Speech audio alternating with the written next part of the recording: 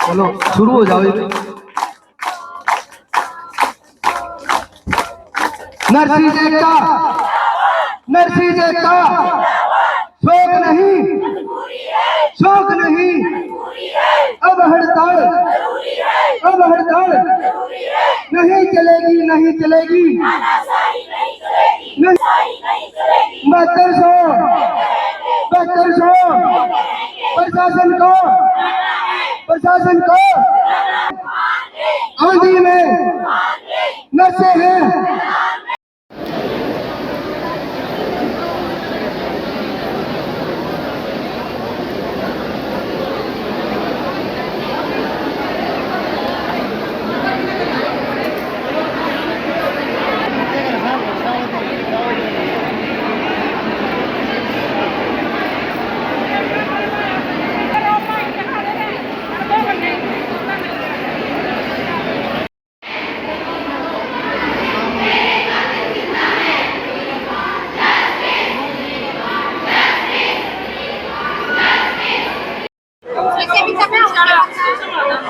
महिलाओं की दो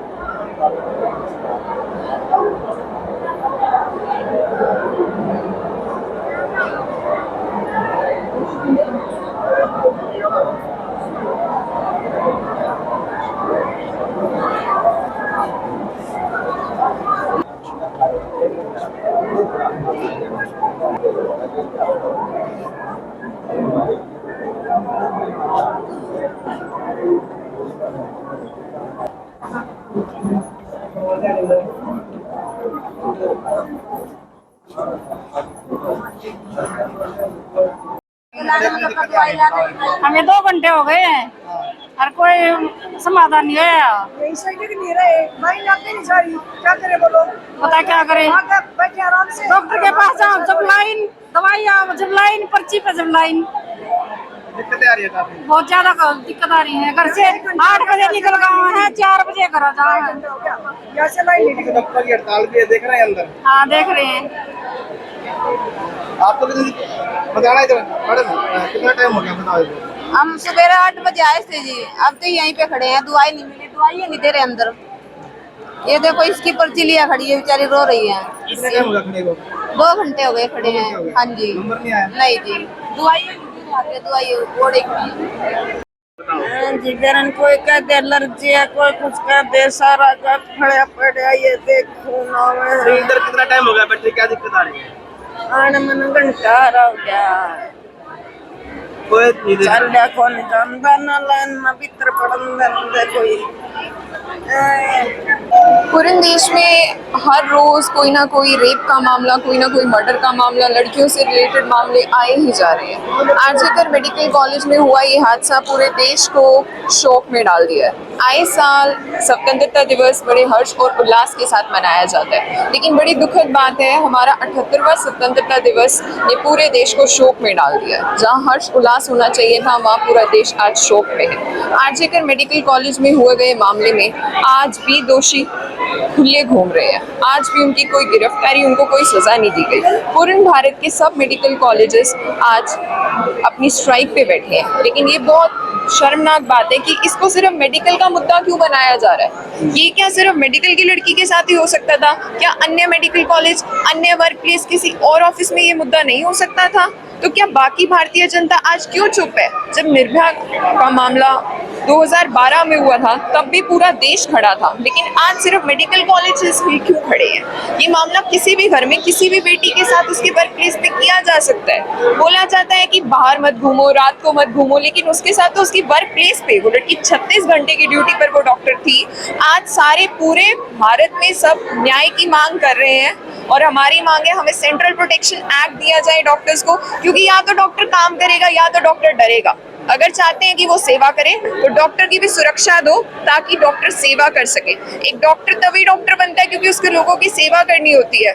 वो खुद को खतरे में डालता है दूसरों की सेवा करने के लिए, लेकिन लोग उस पर ही खतरा, उसकी जान पे खतरा आ रहा है। ये तो बहुत ही गलत बात है। और इस पूरे मामले में आरजीकर मेडिकल कॉलेज में जो भी अन्याय हुआ है, जितना भी दर्दनाक हुआ है, उसके लिए उतनी ही दर्दनाक सजा उन दोषियों को दी जानी चाहिए। सरकार जो चुप बैठी है, सरकार को इमीडिएट एक्शन लेना चाहिए। सेंट्रल प्रोटेक्शन एक्ट की मांग पूरा भारत कर रहा है, पूरे देश की मेडिकल फ्रेटर्निटी चाहती है, वो जल्दी से जल्दी लागू किया जाना है। जब हम जिस दिन पहले दिन बैठे थे, उस दिन तो हमारा ये था कि डॉक्टर के साथ रेप हुआ है, मर्डर हुआ है। उसके बाद 14 तारीख की रात को वहाँ पे हज़ारों की संख्या में लोग आते हैं हॉस्पिटल में और पूरी तोड़ फोड़ करके वहाँ से जितने भी एविडेंस है, जितने भी सबूत है, उनको मिटाने की पूरी कोशिश की गई है।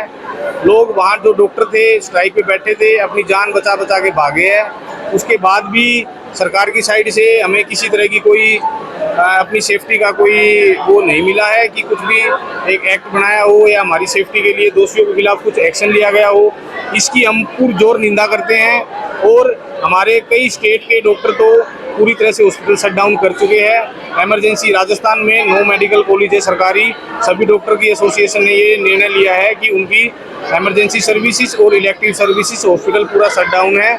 और हमारा अभी हरियाणा के डॉक्टर्स का अभी ये प्लान है, आज हम दोबारा मीटिंग करेंगे शाम को मीटिंग में जो हमारा फर्दर एक्शन और प्लान होगा उसको हम इम्प्लीमेंट करेंगे। इमरजेंसी बंद नहीं की जा सकती। इमरजेंसी यदि सभी एसोसिएशन एग्री करती है हरियाणा की और दिल्ली वालों से हमारा एक निर्णय सेम हो जाता है, तो हम बिल्कुल इमरजेंसी बंद करने में हिचकिचाहट नहीं करेंगे, क्योंकि सरकार ने दिन बाय दिन डॉक्टर पीट रहा है, मर रहा है। सरकार को बिल्कुल भी इसका ध्यान नहीं है। सरकार को सुध तभी आएगी तब हम लोग कुछ ठोस डिसीजन लेंगे। लगातार आपकी स्ट्राइक जारी है, क्या कहना चाहेंगे? नमस्कार। आज बात यह है कि स्ट्राइक, हमने ये सोचा कि स्ट्राइक पूरे इंडिया लेवल पे अगर शुरू हो रही है तो लोग सुन लेंगे और हमारी मांग तो स्वीकार करेंगे। पर दुर्घटना ऐसा हो रहा है, दुर्भाग्य की बात है कि इंडिपेंडेंस डे की पहले वाली रात को जब लोग सो रहे थे, जो प्रोटेस्टर सो रहे थे, वो इस वजह से जगह है कि 5000 के आसपास की एक मॉब आई थी। एक पूरी भीड़ आके उनकी पूरे हड़ताल की स्थान को पूरा तहस नहस कर दिया, पूरे स्थान को तहस नहस किया है। उनको उस अस्पताल में जितने भी एविडेंसेस थे उस सबको इन्होंने डिस्ट्रॉय करने की उन्होंने कोशिश करी। हाँ, उसके साथ साथ एक और चीज़ दिखने में आ रही है कि जैसे ये शुक्रवार को ये वाली इंसिडेंट हुआ था, उसके बाद जो अखबार में आई है, वहाँ से देखे जाए तो इंडिया में हर जगह पे महिलाओं के साथ अत्याचार के जो इंसिडेंट है भर के आ रहे हैं। मुझे ये समझ में नहीं आता कि लोगों की दिमाग की बीमारी है, सोच की बीमारी है, या इनका ये लगता है कि कुछ इस तरह की दुर्घटना की मेला चल रही है कि हम भी कर लेते हैं। क्या सोचा है मुझे समझ में नहीं आता। उत्तराखंड में एक नर्सिंग स्टाफ के साथ भी ये दुर्घटना घटी है और एक छोटी शायद 14 या 16 साल की एक लड़की के साथ भी ये दुर्घटना घटा है उत्तर प्रदेश में।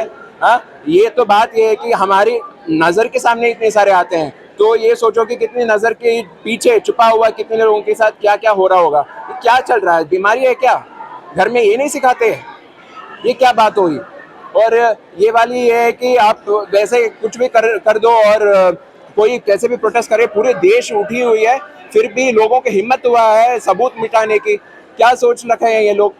और फिर हम करेंगे क्या? फिर आप नुकसान भी कराएंगे, लोगों के हक भी छीन लेंगे, गुलाम भी बनाएंगे और हम जैसे चुपचाप बैठे रहें। ये ठीक नहीं है और ये नहीं चलेगा। आज से नर्सिंग स्टूडेंट्स जो है वो भी हड़ताल में बैठ गए हैं और ये बात ये है कि ना हम तब तक हम ठंडा नहीं होंगे जब तक लोगों के जो हक है वो मिल जाएं और लोगों को इज्जत के साथ जीने का अधिकार मिल जाए। महिला हो या पुरुष हो, जो भी हो, इस तरह की दुर्घटना किसी के साथ घटना नहीं चाहिए और किसी को उनके न्याय मिलने से उसके बीच में टांग अड़ाने की हिम्मत नहीं मिलना चाहिए। डॉक्टर साहब कौन कौन सा स्टाफ बैठा है? ट्रेनिंग स्टाफ है, नर्सिंग स्टाफ और कौन सा है? नर्सिंग स्टूडेंट्स हैं और पैरामेडिकल स्टूडेंट्स हैं, सारे बैठे हुए हैं। हम उनके एक रिप्रेजेंटेटिव को भी हम बुला लेंगे, आप उनसे भी एक बार इंटरव्यू किया जाए। ये बात सही है कि हमारी कुछ एक स्टाफ नर्सेज जो हैं वो स्ट्राइक पे बैठे हुए हैं, लेकिन कुछ एक हमारे पास स्टाफ नर्सेज जो हमारे पास HKRN में काम कर रही है, और जो दूसरा ग्रुप है जो अभी अंडर प्रोबेशन है, और हमारी जो फाइनल ईयर और इंटर्न नर्सिंग स्टूडेंट्स हैं वो हमारे हॉस्पिटल में काम कर रही है, और हमने इनके साथ एडजस्टमेंट करके हमारे जो वर्क के ऊपर है कुछ ज़्यादा असर नहीं पड़ रहा है। तो मरीज तो परेशान हो रहे हैं, कह रहे हैं 2 घंटा नंबर आ रहा है, तब 3 दिन हो गया डॉक्टर अभी स्टाफ नर्स का भी 8-7 दिन हो गया। नहीं, स्टाफ नर्स की वो बात ठीक है, हमने उनकी एडजस्टमेंट के लिए हमारे जो रेजिडेंट्स हैं, डॉक्टर्स हैं, इंटर्न्स हैं जो काम कर रहे हैं, वो हमारे स्टाफ नर्सों के हाथ बटा रहे हैं, दवाइयाँ डिस्ट्रीब्यूट करने में उनकी मदद कर रहे हैं। इवन कि हमारे जो ऑपरेशन थिएटर्स में है, हमारे OT असिस्टेंट है, वो हमारे असिस्टेंट का काम कर रहे हैं, और हमारे जो काम के ऊपर कोई बहुत ज़्यादा असर नहीं पड़ रहा।